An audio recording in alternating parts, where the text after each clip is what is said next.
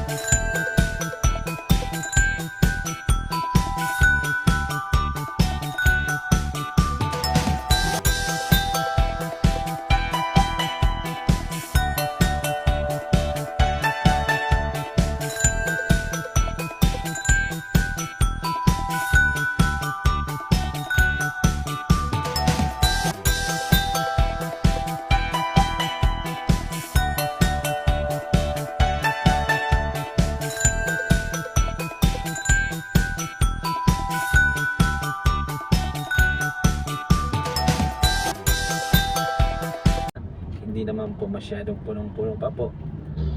Dito naman po tayo na malapit na sa may Ateneo, kaya okay pa po yan. Mamaya po yan, sigurado po yan. Yung bandang 8, siguro lagpas na po na malapit na po sa Libis ang buntot ng traffic. Ayan.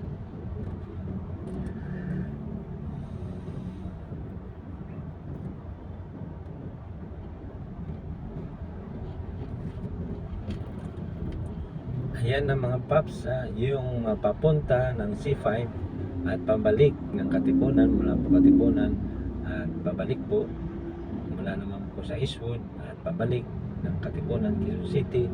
Dito po yung sitwasyon.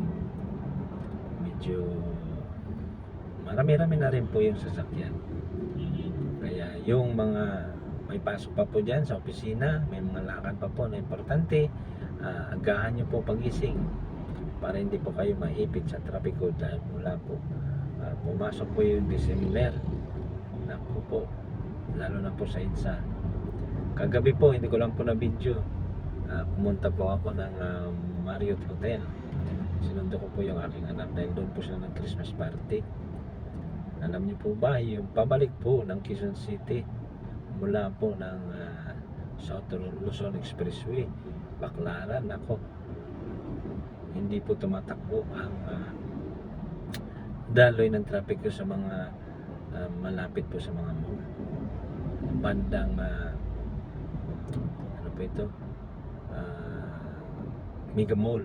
Yan, grabe po ang tukod po ng traffic kahit alas 11 na po ng gabi. Grabe po ang masasakyan ngayon pagpasok po ng December.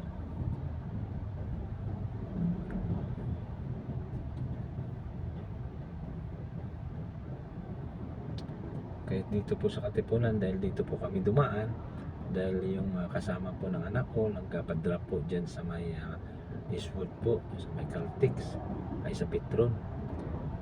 Pauwi po kami, ay grabe po ang traffic pa. So dahil naglabasan po talaga yung malalaking truck. Eh yung sa mga papasok po ngayon, gising-gising na po kayo ng umaga dahil mamaya po sigurado po yan. Ayun po yung sa pababa po, yung papunta po ng Marikina, yung truck na po.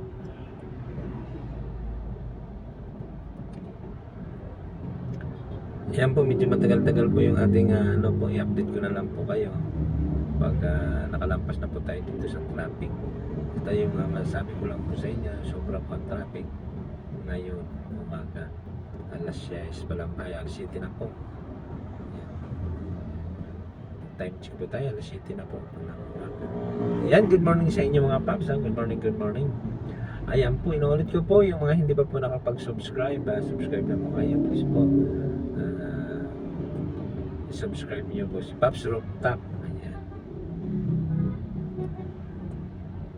Pindutin niyo lang po yung notification bell, like and share lang po kayo, comment lang po kung ano pa po gusto niyo po malaman, at kung meron po kayong messages, ayan, pwede po kayo mag-comment para ma-share niyo rin po ang inyong kaalaman about sa mga traffic. Ayan, kung nakaranas po kayo kung saan po kayo galing, pwede nyo po i-share dyan. Maraming salamat po mga paps sa inyong pagsama po palagi. Ayan.